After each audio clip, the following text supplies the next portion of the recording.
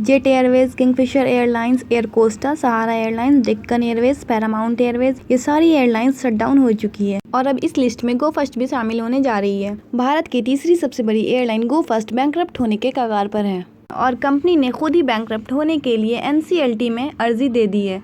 गो first का नाम पहले गो एयर हुआ करता था। साल 2019 में इसने अपना नाम बदलकर गो फर्स्ट कर दिया।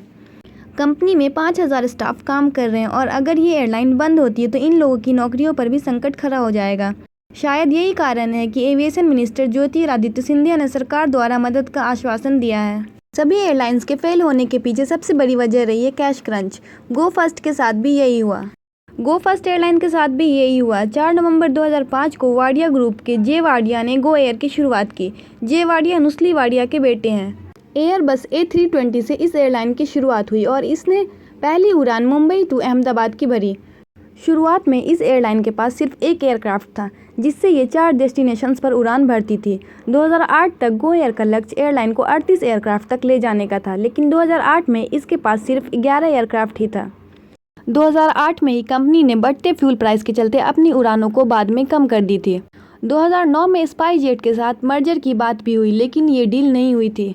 हाल ही में गो फर्स्ट ने 3 से 5 मई के बीच अपनी सारी फ्लाइट कैंसिल करने की घोषणा की थी। फिर उसे बढ़ाकर 9 मई कर दिया गया था और फिर उसे बढ़ाकर 12 मई कर दिया गया था, लेकिन अब उसे 19 मई तक कर दिया गया है, जिसके पीछे की वजह शॉर्टेज ऑफ फंड्स को बताया गया है। असल में कंपनी ने US engine maker Pratt and Whitney पर इल्ज़ाम लगाया है कि प्रैट एंड विटनी के खराब इंजन की वजह से उसके आधे एयरक्राफ्ट ग्राउंडेड हैं और उड़ान नहीं भर पा रहे हैं। कंपनी का कहना है कि उन्हें प्रैट एंड विटनी द्वारा स्पेयर पार्ट्स मुहैया नहीं करवाए जा रहे हैं, जिसके बाद कंपनी ने 2 मई को नेशनल कंपनी लॉ ट्रिब्यूनल में बैंकरप्सी के लिए भी फाइल कर दिया है।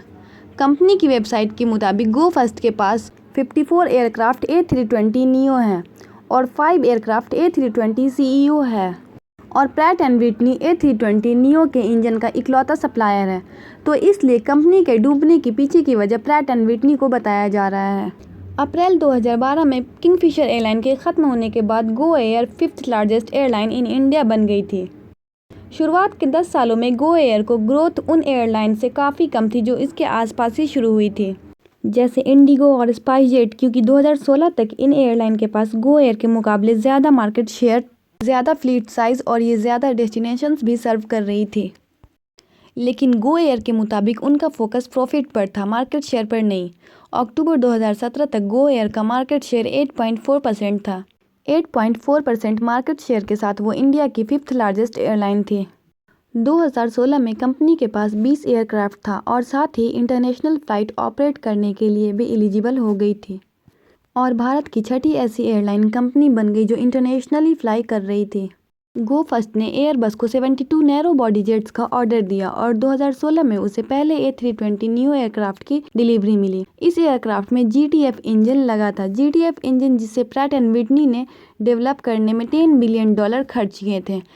जल्दी उनमें fan blades, oil seal, combustion chamber lining की दिक्कत आनी शुरू हो गई, जिसके चलते लॉन्च होने के 1 साल बाद ही 2017 में A320 नियो प्लेन्स को मेकर्स द्वारा उड़ान भरने से मना कर दिया गया। भारत में इंडिगो और गो फर्स्ट जो A320 नियो प्लेन्स के सबसे बड़े कस्टमर से उनको 12 विमानों को उड़ान भरने से मना करना पड़ा, जिससे कई फ्लाइट्स कैंसिल करनी पड़ी। गो फर्स्ट का कहना था कि प्रैट एंड विटनी ने साल 2017 में उसके साथ एग्रीमेंट किया था जिसमें इंजन की खराबी को ठीक करने के चलते अगर प्लेन्स खड़े रहते हैं तो रेवेन्यू लॉस होगा, उससे प्रैट एंड विटनी कंपनसेट करेगी। ये एग्रीमेंट साल 2019 तक के लिए था, लेकिन 2020 में गो फर्स्ट के विमानों में इंजन फेलियर की सीरियस गड़बड़ी देखने को मिली, जिसके चलते साल 2022 में इंजन की रिप्लेसमेंट एंड मेंटेनेंस को लेकर गो फर्स्ट और प्रैट एंड विटनी में लड़ाई शुरू हो गई। 2023 में प्रैट एंड विटनी ने गो फर्स्ट के खराब हुए इंजन के मुकाबले उन्हें 4 गुना कम इंजन सप्लाई करने का ऑफर किया, यानी अगर कंपनी के 4 इंजन खराब हुए तो प्रैट एंड विटनी उनके बदले गो फर्स्ट को 1 इंजन देने की बात कही है, जिसके बाद गो फर्स्ट ने सिंगापुर में आर्बिट्रेशन शुरू कर दी।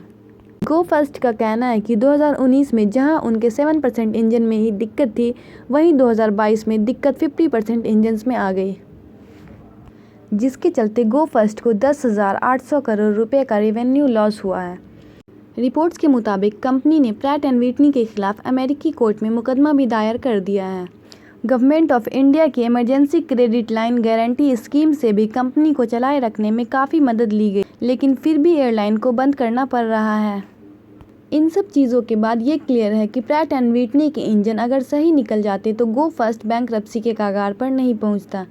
अब कंपनी सिंगापुर में आर्बिट्रेशन के जरिए प्रैट एंड व्हिटनी से 8,000 करोड़ रुपए के कंपनसेशन की मांग कर रही है। फिलहाल लो कॉस्ट एयरलाइन में Air India Express, AIX Connect, Akasa Air, Go First, IndiGo, SpiceJet काम कर रही है और अब इसमें से भी गो फर्स्ट का नाम हट सकता है। 20 साल के अंदर में 15 से ज़्यादा एयरलाइन शट डाउन हुई है इंडिया में। बीते 4 सालों में 2 बड़ी एयरलाइन बैंकरप्ट हुई है। इससे पहले Jet Airways, Kingfisher Airline, Indian Airlines, Air Costa, Sahara Airline, Deccan Airways, Paramount Airways, NEPC airlines, Damania Airways, ये सब एयरलाइन फेल हो चुकी हैं। वैसे इंडिया में फेल हुई एयरलाइंस की लिस्ट काफ़ी लंबी है, इसलिए इंडिया एविएशन सेक्टर का ग्रेवयार्ड ऑफ एयरलाइंस भी कहा जाता है। प्रैट एंड व्हिटनी के ख़राब इंजन वाला प्लेन लेने की वजह से आज कंपनी डूबने की कगार पर आ गई है। इस हिसाब से देखा जाए तो गो फर्स्ट के बैंकरप्ट होने की वजह प्रैट एंड व्हिटनी ही है।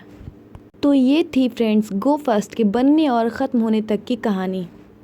मिलती हूँ मैं नेक्स्ट वीडियो में, तब तक के लिए बाय बाय।